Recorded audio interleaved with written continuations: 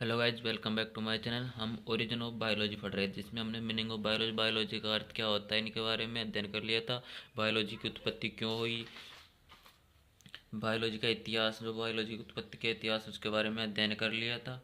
और जो origin of biology और ओरिजिन ऑफ लाइफ के मध्य जो अंतर था, डिफरेंस था, वो देख लिया था। इनकी शाखाएं देख ली, ब्रांचेज, और उनके करेक्टिव बायोलॉजी अध्ययन की जो विशेषताएं थी उनके बारे में अध्ययन कर लिया था। और इम्पोर्टेंस ऑफ बायोलॉजी, बायोलॉजी का महत्व देख लिया था। उसके बाद हमने कैरेक्टर्स ऑफ लिविंग, और जो जीवित जंतु होते हैं उनके जो कैरेक्टर विशेषता है उनके बारे में अध्ययन किया, जिसमें सेलुलर, मेटाबॉलिज्म, न्यूट्रिशन, रेस्पायरेशन और growth, reproduction, response to stimuli, sensitive संवेदना, मूवमेंट और एक्सेशन, उत्सर्जन, एडेप्शन, होम्योसिस और डिफेंड लाइफ स्पैन, जीवन चक्र, इनके बारे में अध्ययन कर लिया था। आज हम लेवल ऑफ बायोलॉजिकल ऑर्गेनाइजेशन, मतलब कि जो बायोलॉजिकल ऑर्गेनाइजेशन उनके जो स्तर, उनको इस तरह के अनुसार जिनकी उत्पत्ति हुई, उनको अध्ययन करने वाले।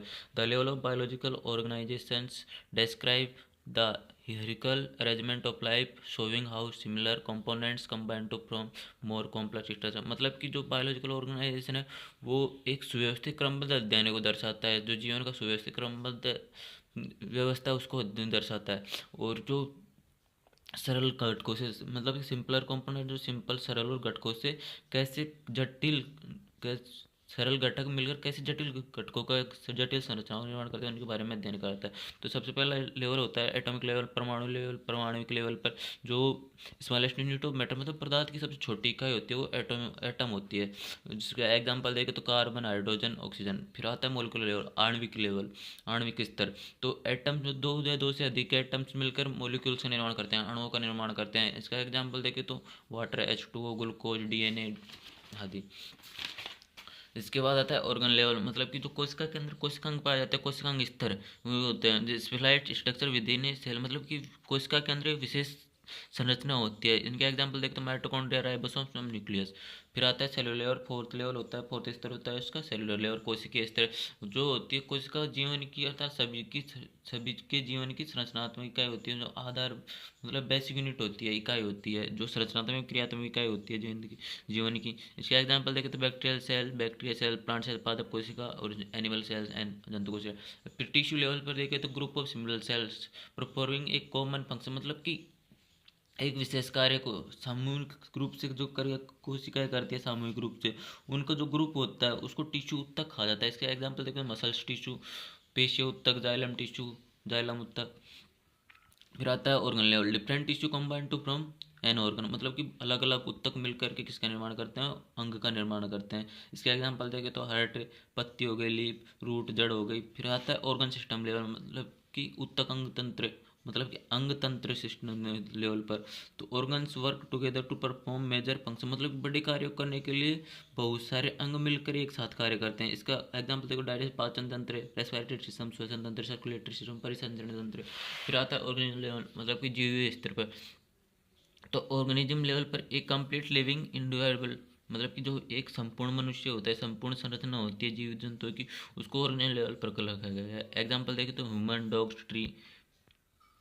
फिर आता है पॉपुलेशन, मतलब जनसंख्या, जनसंख्या लेवल पर group of organism of the same species living in a particular, मतलब एक निश्चित एरिया, पर्टिकुलर एरिया में जो समान जातियों के जो समूह होता है, जो जीवों का समूह होता है, उसको पॉपुलेशन कहा जाता है। इसका एग्जाम्पल है तो पॉपुलेशन ऑफ डियर इन, मतलब कि एक जंगल में जो हिरणों का झुंड है वो एक पॉपुलेशन का होता है। अब इस कम्युनिटी लेवल पर, सामूहिक स्तर पर देखें तो community level, different population living and interact in area, मतलब कि एक क्षेत्र में जो जनसंख्या रहती है, अलग अलग जनसंख्या रहते हो तो उनका समूह होता है, उसको कम्युनिटी स्तर पर रखा गया है। जिसका एग्जांपल देखें तो प्लांट्स, पादप हो गए, जंतु, एनिमल्स एंड माइक्रोब्स, मतलब कि सूक्ष्म जीव होते हैं, एक तालाब के सूक्ष्म जीव होते हैं। इकोसिस्टम, पारिस्थितिकी तंत्र पर देखें तो community plus non living environment, मतलब कि जीवित और सजीव और निर्जीव को जो कम्युनिटी होती है, एनवायरमेंट, पर्यावरण होता है, उसको इकोसिस्टम के अंदर गया है। इसका एग्जांपल देखें तो फॉरेस्ट इकोसिस्टम, मतलब कि जो जंगल के का पारिस्थितिकी तंत्र, तालाब का पारिस्थितिकी, पॉन्ड इकोसिस्टम। फिर आता है बायोम लेवल, बायोम लेवल पर large geographical area with similar climate and और, मतलब कि जो जीवों का जो बहुत बड़े क्षेत्र पर सामूहिक समान वो होता है, समूह होता है, जोग्राफिकल भूगोलीय, उसको बायोम लेवल पर। इसका एग्जाम्पल होता है रेगिस्तान, ग्रासलैंड, घास का मैदान, टुंड्रा, टुंड्रा विकास का मैदानी। बायोस्फीयर लेवल पर highest level of biological organisation, मतलब कि जो सबसे बड़ा स्तर होता है बायोलॉजिकल ऑर्गेनाइजेशन का, वो बायोस्फीयर लेवल होता है। इसके अंदर इकोसिस्टम और ऑन अर्थ वेयर लाइफ, मतलब कि इसके अंदर पृथ्वी को शामिल किया गया है, जहाँ पर जीवों की जो उत्पत्ति हुई थी वो उस पारिस्थितिक तंत्र को बायोस्फीयर लेवल के अंतर्गत बायो। अब इसका फ्लो चार्ट देखे तो मतलब पहले एटम्स बने, एटम से मॉलिक्यूल, मॉलिक्यूल से ऑर्गन, ऑर्गन से सेल बनी, सेल से टिश्यू, टिश्यू से ऑर्गन, ऑर्गन से ऑर्गन सिस्टम, देन ऑर्गेनिज्म, फिर पॉपुलेशन बनी, फिर community, ecosystem, biome, biosphere level. Conclusion and निष्कर्ष देखें तो life is organized is a systematic and hierarchical manner from simple atoms to the complex biosphere, मतलब कि जो जीवन की जो उत्पत्ति हुई, जो ऑर्गेनाइज हुआ, वो सिस्टमेटिक मतलब कि सुव्यवस्थित क्रम और सुव्यवस्थित बना, जो जिससे एक एटम से और कॉम्प्लेक्स बायोस्फीयर मतलब जो जटिल बायोस्फीयर का निर्माण हुआ, जो जैव तंत्र है उसका निर्माण हुआ। फिर देखते हैं ओरिजिन ऑफ लाइफ, जीवन की उत्पत्ति कैसे हुई। तो जीवन की the origin of life refers to the process by which life began on earth, मतलब कि जो जीवन की उत्पत्ति है वह पृथ्वी पर जीवन का उत्पत्ति, जीवन की शुरुआत कैसे हुई उससे संबंधित है। It is an important topic in biology, मतलब कि ये बायोलॉजी का एक महत्वपूर्ण विषय है, महत्वपूर्ण विषय वस्तु है, जो ये एक्सप्लेन करता है कि how living organism developed from non living matter over a long period of time, मतलब कि एक लंबे समय के बाद, एक लंबे समय के बाद जो नॉन लिविंग मैटर है, निर्जीव वस्तुओं से लिविंग ऑर्गेनिज्म, सजीवों का कैसे निर्माण हुआ, सजीवों का कैसे विकास हुआ। तो इसमें जो major theory of origin of life में, मतलब कि जो ओरिजिन ऑफ लाइफ की जो थ्योरी, जो सिद्धांत है उनके बारे में अध्ययन करते हैं। स्पेशल क्रिएशन थ्योरी, मतलब कि विशेष थ्योरी होती है। Life was created by super natural power, मतलब कि जो जीवन होता है वो भगवान की देन होती है।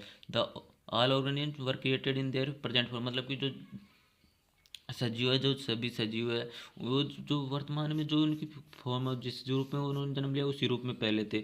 Not supported by scientific evidence, मतलब कि वैज्ञानिक अध्ययन की जो वैज्ञानिक तथ्य थे उनके आधार पर सपोर्ट नहीं करती थी, इसको अमान्य कर दिया गया था। फिर आते स्पोटेंस जनरेशन थ्योरी, स्वत उत्पत्ति सिद्धांत। Life arrows from non living matter, मतलब कि जो निर्जीव वस्तु है उनसे स्वती सजीवों का निर्माण हुआ, जिन जीवन का निर्माण हुआ। इसका एग्जांपल देखें तो मैगोट्स फ्रॉम डेकाइटिंग मीट्स, मतलब कि जो मीट के अंदर जो सूक्ष्म जीव उत्पन्न हो जाता है उनसे, इसको बाद में लुईस पास्चर द्वारा अमान्य कर दिया गया था। फिर आता है बायोजेनेसिस थ्योरी, मतलब जैव उत्पत्ति सिद्धांत। इसमें आता है life areas only from pre exciting, मतलब कि जो पहले के सजीव थे उनसे ही नए लाइफ का निर्माण हुआ है। Supported by Redi, Spallanzani and Pasteur, मतलब कि इनको इन वैज्ञानिकों द्वारा सपोर्ट किया गया था, जो इसको वैज्ञानिक रूप से भी मान्य किया गया था, लेकिन ये फर्स्ट लाइफ को एक्सप्लेन नहीं कर पाया था, मतलब पहले फर्स्ट जो जीवन हुआ तो उत्पन्न उसकी उत्पत्ति कैसे हुई थी। फिर पे आता है पेनिस्पर्मिया थ्योरी, पेनिस्पर्मिया सिद्धांत। Life came to earth from outer space in the form of spore and germs, मतलब कि जो जनन कोशिका और बीजाणुओं से होते हैं वो बाहर से, मतलब कि आउटर स्पेस से जो लाइफ की उत्पत्ति हुआ वो अर्थ पर हुई है, आउटर स्पेस से आकर अर्थ पर जीवन की उत्पत्ति हुई है। ये does not explain the original formation, मतलब कि जीवन के वास्तविक जो विकास है उसको नहीं समझा पाया। फिर आता है केमिकल इवोल्यूशन थ्योरी, जो ओपरेन हेल्डेन ने दी थी। इसका introduction, the Oparin Haldane theory explain the origin of life on earth through chemical evolution, मतलब कि रासायनिक उत्पत्ति के आधार पर जो जीवन, पृथ्वी पर जीवन की उत्पत्ति उसको एक्सप्लेन करता है।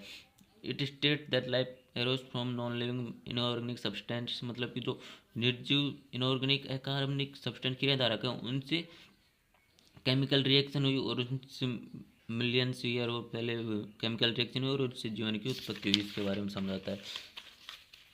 इसको proposed by A I Oparin, मतलब कि ए आई ओपेरिन वैज्ञानिक थे रशिया के, और जे बी एस हेल्डेन जो इंग्लैंड के थे, उन्होंने इस सिद्धांत को दिया। इसमें जो थ्योरी की जो सिद्धांत की मेन पॉइंट है वो प्राइमेटिव अर्थ कंडीशन, पहले प्राइमेटिव अर्थ कंडीशन जिसके अंदर yearly earth had a reducing atmosphere, मतलब कि जो पहले की जो पृथ्वी था उसका वातावरण था, जो एटमॉस्फेयर था वो अपचायक था, जिसमें ना कोई फ्री ऑक्सीजन थी और जिसमें गैसेस प्रेजेंट थी, जिसमें मीथेन, अमोनिया, हाइड्रोजन और जलवाष्प थे, water vapour. Source of energy, इसमें ऊर्जा के स्रोत थे वो लाइटिंग थी, वोल्केनिक हीट जो बैंगनी ताप होता है वो, और ultraviolet reaction from the sun, जो प्रबैंगनी किरणें थी सूर्य की, वो थी। These energy source help drive chemical reaction, मतलब जो कोई रासायनिक क्रियाएं होती थी उनके अंदर ये हेल्प करती थी एनर्जी, लाइट के source. Formation of simple organic molecule, मतलब कि जो सरल ऑर्गेनिक कार्बनिक मॉलिक्यूल से अणुओं का निर्माण हुआ था। Inorganic molecule reacted to from simple organic compound, मतलब जो अकार्बनिक अणुओं से है ना वो सिंपल सरल कार्बनिक यौगिकों का निर्माण हुआ। इसका एग्जांपल देखो तो अमाइनो एसिड, सुगर्स, फैटी वसा अम्ल, नाइट्रोजन बेसिस, मतलब नाइट्रोजन क्षार। This accumulated is occurs from the primordial soup, मतलब कि इससे एक प्राइमोडियल सूप का निर्माण हुआ था इन सभी से मिलकर। Formation of complex organic molecules, मतलब कि एक जटिल कार्बनिक मॉलिक्यूल अणुओं का निर्माण कैसे हुआ। तो simple organic molecules combined to from proteins, मतलब कि सरल और कार्बनिक अणु थे उनसे प्रोटीन्स, न्यूक्लियर एसिड्स और पॉलीसेक्राइड्स का निर्माण हुआ। Formation of protobionts, complex molecules form coacervates, these were cell like structure showing basic life like properties, मतलब कि जो कोशिका थी उसकी नुमा संरचना बनी, जो जीवन की जो विशेष आधार यूनिट थी, इकाई थी, उसका निर्माण हुआ, जो इसका गुण होता है। ओरिजिनल फर्स्ट लिविंग सेल, जो प्रथम जो कोशिका थी, जीवित कोशिका, उसकी उत्पत्ति हुई, जिसमें यूनिसेलर एक कोशिका थी प्रोक्रिएट से, और अवायु श्वसन करते वाले थे, अवायु जीव थे। तो इसके बाद मोर कॉम्प्लेक्स और उससे जटिल जीवों का निर्माण हुआ। इसको एक्सपेरिमेंट में जो प्रायोगिक रूप से जो सपोर्ट किया उसमें मिलर यूरे एक्सपेरिमेंट था, जो 1953 में दिया गया था। Simulated yearly earth conditions, produce amino acids, supported the Oparin Haldane theory, जो ओपेरिन हेल्डन थ्योरी के आधार पर था। इंपॉर्टेंस ऑफ द थ्योरी, जो इसकी विशेषताएं थी, इंपॉर्टेंट महत्व थे। Provide a scientific explanation of, मतलब कि जो ओरिजिन ऑफ लाइफ थे, जीवन की उत्पत्ति की वैज्ञानिक एक्सप्लेन दिया, उसकी व्याख्या की। From the basis of modern evolutionary biology, मतलब कि जो मॉडर्न साइंस है, मॉडर्न बायोलॉजी है, उसमें जो विकास की उत्पत्ति है उसके आधार पर इन्होंने ये दिया। वेल एक्सप्लेनेड थ्योरी, इसको एक्सेप्टेड किया गया। लिमिटेड, इसकी जो सीमाएं थी, डज नॉट एक्सप्लेन, एक्सप्लेन नहीं कर पाया, उनमें थे extract formation of first genetic material, जो फर्स्ट जेनेटिक मटेरियल था उसकी जो वास्तविक उत्पत्ति, इसके बारे में नहीं बता पाए थे। Transaction from chemical molecules to true living cell, मतलब कि जो केमिकल मॉलिक्यूल थे रासायनिक अणु थे, उनसे जो फर्स्ट लिविंग सेल उनकी जो ट्रांजिट स्थानांतरण उत्पत्ति उसके बारे में नहीं बता पाए थे। फिर आता है फॉर्मेशन ऑर्गेनिक मॉलिक्यूल, मतलब कि ऑर्गेनिक मॉलिक्यूल आणविक तत्वों का निर्माण कैसे हुआ, ऑर्गेनिक अणुओं को निर्माण कैसे हुआ। तो the formation of organic molecules was a curricular step in origin of life, मतलब कि स्टेप है जो, मतलब कि गुलाब मिला हुआ है, इसको स्पष्ट नहीं करते। According to the Oparin Haldane theory, जो ओपेरिन हेल्डन थ्योरी के अनुसार था, simple organic compounds were formed from inorganic substance under the condition of early earth, जो वो इनऑर्गेनिक अकार्बनिक क्रियाधार थे उनसे जो ईयरली अर्थ है, जो प्राचीन समय की जो पृथ्वी थी उस पर जो ऑर्गेनिक कंपाउंड सरल कार्बनिक यौगिकों का निर्माण हुआ। कंडीशन ऑफ ईयरली अर्थ, जो पहले की जो पृथ्वी उसकी स्थिति थी, संरचना थी, तो एटमोस्फेयर वार रिड्यूसिंग, जहाँ पर जो एटमोस्फेयर था वो अपचायक था। गैसेस प्रेजेंट, वहाँ पर जो प्रेजेंट थी गैसेज, उनमें से methane, ammonia, hydrogen, water vapour, जलवाष्प था। एनर्जी सोर्स थे वहाँ lighting, violent heat, ultraviolet radiation, जो केमिकल रिएक्शन को फॉरवर्ड कराने के, आगे बढ़ाने के लिए आवश्यक थे। Process of formation of organic molecules, जो प्रोसेस की संरचना थी, प्रोसेस जो प्रक्रिया थी उसके बारे में। Formation of from inorganic compound, जो फॉर्मेशन है वो अकार्बनिक यौगिकों से हुआ। तो inorganic molecule reacted in the presence of energy, जो ऊर्जा थी वहाँ, जो लाइट के सोर्स थे उनसे जो ऊर्जा प्राप्त हुई, उनके उनसे इनऑर्गेनिक मॉलिक्यूल्स जो अकार्बनिक अणु थे उन्होंने रिएक्शन की और सिंपल ऑर्गेनिक मॉलिक्यूल्स का निर्माण हुआ। Types of organic molecules form, जो वहाँ पर जो उनके प्रकार कौन कौन से थे, कौन कौन से थे, तो अमाइनो एसिड बने, शुगर्स बनी जो कार्बोहाइड्रेट प्रकार, फैटी एसिड एंड लिपिड्स बने, नाइट्रोजन क्षारक बने जो डीएनए और आरएनए के कंपोनेंट्स घटक होते हैं। इसके बाद प्राइमोडियल सूप बना। प्राइमोडियल सूप ऑर्गेनिक मॉलिक्यूल एक एसिमिलेटेड इन ओशियन, मतलब कि एक जो समुद्र में संरचना, ओशियन संरचना, उससे वो एक प्राइमोडियल सूप का निर्माण हुआ। This mixer is called the primordial soup, जो ऑर्गेनिक अणुओं का ये मिक्सर था उससे को प्राइमोडियल सूप कहा गया है। ये provided raw material of life जो कच्चा माल होता है, जो जीवन की उत्पत्ति के लिए जो कच्चा माल हो वो उपलब्ध करवाया था। पॉलीमराइजेशन उससे मतलब कि संकरण हुआ इनका। पॉलीमराइजेशन पॉलीमराइजेशन मतलब संकरण। बहुलीकरण हुआ सिंपल ऑर्गेनिक मॉलिक्यूल्स, जो सिंपल ऑर्गेनिक मॉलिक्यूल सरल आणविक अणु थे उनसे कॉम्प्लेक्स माइक्रोमोलिक्यूल बड़े जटिल अणुओं का निर्माण हुआ, जैसे प्रोटीन, न्यूक्लिक एसिड्स, पॉलीसैकेराइड्स आदि। इसको जो एक्सपेरिमेंट किया, मगर प्रायोगिक रूप से जो तथ्य दिया गया वो मिलर यूरे एक्सपेरिमेंट थे जो 1953 में दिया गया। इम्पोर्टेंस ऑफ ऑर्गेनिक मॉलिक्यूल, जिसके इम्पोर्टेंस थे वो थे इसमें for structure and function of living cell, मतलब कि जो लिविंग सेल होते हैं उसकी संरचनात्मक क्रियात्मक थे। Basic for the formation of protobionts, जो यहाँ पर बेसिस थे, मतलब कि जो आधार था वो तब प्रोटोबाइंट्स के निर्माण के लिए जो आधार था ये यहाँ से दिया गया था। की स्टेप टुवर्ड्स फर्स्ट लिविंग, और मतलब जो प्रथम जीवित जंतु था उसके लिए जो की स्टेप्स थे, जो मुख्य बिंदु थे वो यहाँ से दिए गए थे। फर्स्ट सेल प्रोकैरियोटिक सेल, मतलब कि जो प्रथम कोशिका की उत्पत्ति थी वो यूकैरियोटिक प्रोकैरियोटिक कोशिका थी। तो the first living cell on earth were prokaryotic cell, जो प्रथम जीवित कोशिका थी वो प्रोकैरियोटिक कोशिका थी। A prokaryotic cell is a simple cell, जो सरल कोशिका होती है।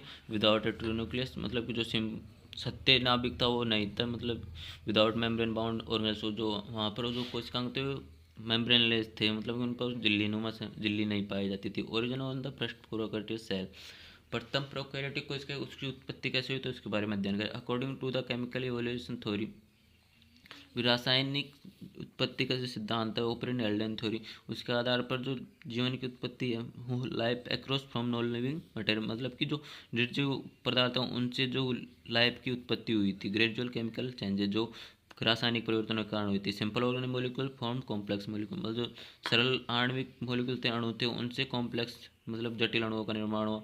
जो जटिल अणु थे वो प्रोटोबाइंट्स के निर्माण करे थे from the first prokaryotic cell, और इस प्रकार फर्स्ट प्रोकैरियोटिक सेल थी उसकी उत्पत्ति हुई थी।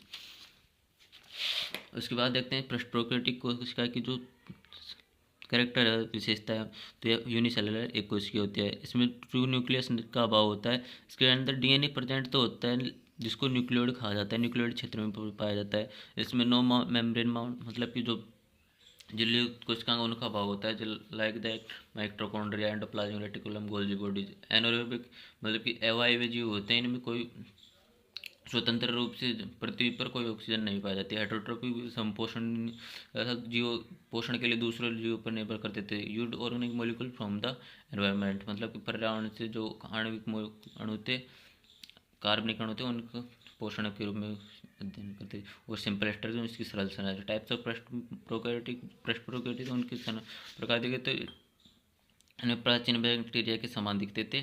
बाद में इनका विकास हुआ जिसमें फोटोसिंथेसिस प्रोकैरियोटिक्स, जिसको साइनोबैक्टीरिया कहा जाता है। एरोबिक प्रोकैरियोटिक्स, बायोवेज बैक्टीरिया प्रोकैरियोटिक्स निर्माण हुए।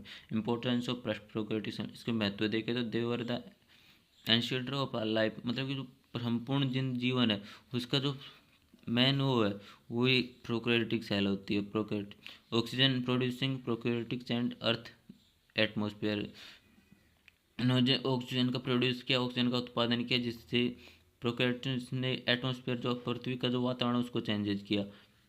Lead to the evolution of, जो मेन लीड है, मेन भागीदारी हो यूकैरियोटिक सेल के जो जैव विकास की वो प्रोकैरियोटिक सेल ने निभाई थी। इसके एग्जाम्पल देखें तो बैक्टीरिया, साइनोबैक्टीरिया, जिसको ब्लू ग्रेन एल्गी, नीला रितसेवाल, आर्किया आदि है। फिर आती है evolution of eukaryotic cells. Eukaryotic कोशिका की उत्पत्ति क्रांति कैसे हुई तो the evolution of eukaryotic cell explain how complex cell with a nucleus and membrane bound organelles developed from simple prokaryotic, मतलब एक सिंपल प्रोकैरियोटिक सेल से जटिल यूकैरियोटिक कोशिका जिसके अंदर न्यूक्लियस पाया जाता है, जटिल न्यूक्लियस पाया जाता है, मेम्ब्रेन बाउंड ऑर्गेनेल्स, मतलब कि झिल्लीयुक्त कोशिका पाए, उसकी उत्पत्ति उसका विकास कैसे हो इसके बारे में बताते हैं। दी transaction is one of the most important step in the, मतलब जो जीवन की उत्पत्ति का जो इतिहास है उसका एक महत्वपूर्ण बिंदु है। बैकग्राउंड देखिए, इसका बैकग्राउंड देखिए तो original earth had only prokaryotic cell bacteria, मतलब कि पहले की उत्पत्ति तो हुई, जो पृथ्वी थी उस पर प्रोकैरियोटिक सेल पाए जाते थे जिसमें बैक्टीरिया थे।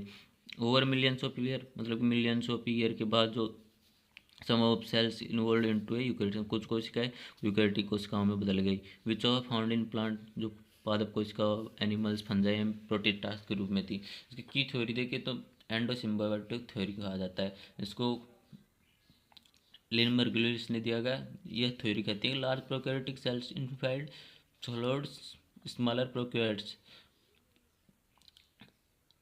but instead the digesting them they live together in a symbiotic relationship। मतलब कि जो लार्ज प्रोकैरियोटिक सेल हो उनका निर्माण छोटी छोटी प्रोकैरियोटिक कोशिकाओं से हुआ, जिसमें पाचन के स्वरूप में एक सिम्बायोटिक रिलेशनशिप का निर्माण हुआ, जिसको operation called the first created the first eukaryotic cell. जो है संरचना उससे एक फर्स्ट यूकैरियोटिक कोशिकाओं का निर्माण हुआ इस क्रिया के फलस्वरूप। Step the symbiotic evolution.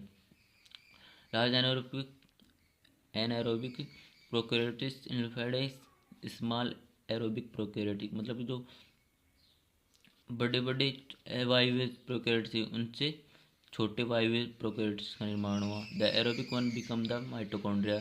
जो वायवीय थे उनसे माइटोकॉन्ड्रिया का निर्माण हुआ। सम सेल्स लेटर इन्फेड फोटोसिंथेटिक बैक्टीरिया। जो कुछ कोशिकाएं थे वो फोटोसिंथेटिक बैक्टीरिया में चेंजेज हो गई, जिनको साइनोबैक्टीरिया ब्लू ग्रेन एल्गी के नाम से जाना था।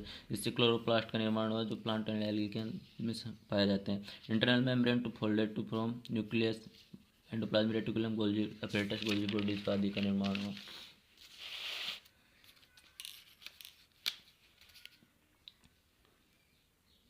एविडेंस देखे जो सिम्बायोटिक थ्योरी को सपोर्ट करते हैं तो उनमें से mitochondria chloroplast have their own DNA. मतलब उनका खुद का डीएनए पाया जाता है, लाइक बैक्टीरिया के में पाया जाता है। जैसे D divide by binary fusion, मतलब कि जो द्विविभाजन है उससे वो विभाजित करती है, जो प्रोकैरियोटिक से समान होता है। दे 70 राइबोसोम्स, मतलब कि जो प्रोकैरियोटिक कोशिका होती है उनके समान होता है। बैक्टीरिया जो यूकैरियोटिक साइटोप्लाज्म होता है, कोशिका द्रव्य होता है, उसके अंदर पाए जाते हैं। Double membrane structures result in folding के फलस्वरूप हुई थी। Similar biochemistry to bacteria support innovatory link. मतलब कि जो जैविक विकास की जो उत्पत्ति है उससे संबंधित होती है। Major feature of eukaryotic cell developed. मतलब कि जो बड़े मेजर फीचर थे, विशेषताएं थी, उनके गुण थे, वो true nucleus with nuclear membrane. मतलब कि जो कोशिका मतलब केंद्रक था वो न्यूक्लियर मेम्ब्रेन युक्त था। मेम्ब्रेन बाउंड ऑर्गेनेल्स पाए जाते थे, जलयुक्त कोशिकाएं पाई जाती थी। कोशिका कंकाल जिसकी स्ट्रक्चर मूवमेंट पाए जाते थे। माइटोकॉन्ड्रिया फॉर एयरबैग, मतलब कि वायु श्वसन के लिए माइटोकॉन्ड्रिया पाए जाते हैं। क्लोरोप्लास्ट जो फोटोसिंथेसिस के लिए पाए जाते हैं। इसका फ्लोचार्ट देखें तो पहले ईयरलियर, फिर प्रोकैरियोट्स, फिर एंडोसिम्बायोसिस बिगिंस। एंडोसिम्बायोसिस का निर्माण हुआ, फिर अवायवीय कोशिका बनी, उसके बाद वायवीय कोशिकाओं में परिवर्तन हुआ, जिसके फलस्वरूप प्राइमेटिव होस्ट और एरोबिक बैक्टीरिया बने, जिससे माइटोकॉन्ड्रिया का निर्माण हुआ। क्लोरोप्लास्ट जो प्लांट एंड इसके फलस्वरूप फर्स्ट यूकैरियोटिक कोशिकाओं का निर्माण हुआ।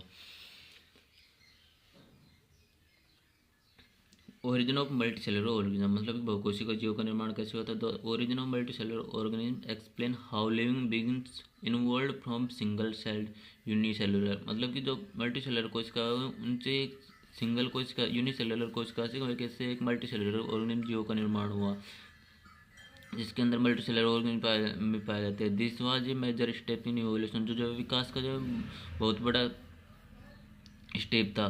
The lead of development of the plants animals and fungi. जो प्लांट एनिमल फंजाई है उसमें मेन लीड का निर्माण निभाती है, भागीदारी होती है। Background in the begins life on earth was unicellular. मतलब कि जो सर्वप्रथम जो जीवन की उत्पत्ति हुई थी वो यूनिसेलुलर के रूप में हुई थी, सिंगल कोशिका like bacteria. These cell living in water. जो कोशिका थी वो वाटर के अंदर ही सर्वाइव कर सकती थी, स्वतंत्र रूप से वाटर के अंदर सर्वाइव कर सकती। और मिलियंस ऑफ ईयर के बाद सम यूनिसेलुलर जो एक कोशिकीय जीव थे वो एक साथ एक समूह में रहने लगे। स्टेप देखते हैं मल्टीसेलुलर लाइफ की उत्पत्ति के। तो पहले कॉलोनी का मतलब बहुत से सारे लोग एक कॉलोनी का निर्माण कर लेते हैं, उसी प्रकार कोशिकाओं ने मिलकर पहले एक colony unicellular organism started forming colony. मतलब कि एक कोशिकीय जीव थे, उन्होंने पहले एक कॉलोनी का निर्माण करने लगे, जैसे वॉलवॉक्स या ब्लू ग्रीन एल्गी की जो कॉलोनी के रूप में होता है। सेल लेयर टुगेदर एक साथ रहने लगे और एक साथ कार्य करने लगी। Cell corporation cell is the colony begins share responsibility. जो उनका उत्तरदायित्व तो उनको एक दूसरे शेयर करने लगे। जैसे some cell specialise in nutrition, मतलब कुछ कोशिका पोषण के लिए विशेषताएं विशेष होती है, कुछ मूवमेंट कवर करने के लिए, कुछ रिप्रोडक्शन जनन के लिए। इसी प्रकार सेल स्पेशलाइजेशन हुआ, उनको विशेषता उपलब्ध डिफ्रेंशिएशन हुआ, तो cell developed in specific function, कुछ विशेष कार्य करने के लिए सेल डेवलप हुई। जैसे नर्व तंत्रिका कोशिका होती है वो सिंगलिंग संकेत प्रदान करने के लिए, मसल्स को पेशी कोशिका होती है वो मूवमेंट कमन करने के लिए, रिप्रोडक्शन के लिए जो गैमेट फॉर्मेशन हुआ, उसके बाद आता है formation of tissue and organ, मतलब ऊतक और अंगों का निर्माण हुआ तो स्प्लाइट को इसका फॉर्मेशन टिश्यू में, ऊतक में, फिर टिश्यू किस में, ऑर्गन, ऑर्गन किस में बोले, ऑर्गन सिस्टम्स में। इसके एविडेंस देखें तो फॉसिल्स जो ईयरली मल्टीसेलुलर फॉसिल्स है जो लगभग 600 मिलियन फ्यू ईयर पूर्व थे, साल पहले थे, वर्ष पूर्व थे। फिर मॉडर्न ऑर्गेनिज्म का निर्माण हुआ जिसमें बोलवॉक्स, स्पंज, हाइड्रा, जो सिंपल मल्टी सेलुलरिटी थे बहुकोशिकीय था उसको दर्शाते थे। फिर जेनेटिक एविडेंस मतलब कि आनुवंशिकी जो एविडेंस है उनमें gene controlling cells, communication and differences का निर्माण हुआ। इसका एग्जांपल देखें तो स्पंज पोरफेरा का सदस्य है जिसमें फर्स्ट सिंपल एनिमल्स जो प्रथम सजीव था मल्टी सेलुलर सरल वो स्पंज था। इसके बाद आती है एल्गी जिसके अंदर ग्रीन एल्गी, रेड एल्गी आ जाती है जो मल्टी सेलुलर प्लांट को इसका होती है। फिर फंजाई आती है जिसमें लाइक ऑर्गेनिज्म जो सजीवों के जैसे इसमें स्पेसिफाई ईयरली विशेषताएं उत्पन्न हुई थी। इस पर आज का हमारा टॉपिक यहीं ख़त्म होता है और ये हमारी यूनिट भी आज कंप्लीट हो जाती है। Origin of biology, origin of biology का जो यूनिट है वो आज यहीं ख़त्म हो जाता है। इसके बाद हम नेक्स्ट यूनिट के बारे में अध्ययन करेंगे। अगर आपको वीडियो अच्छी लगी तो लाइक कीजिए और चैनल को सब्सक्राइब कीजिएगा।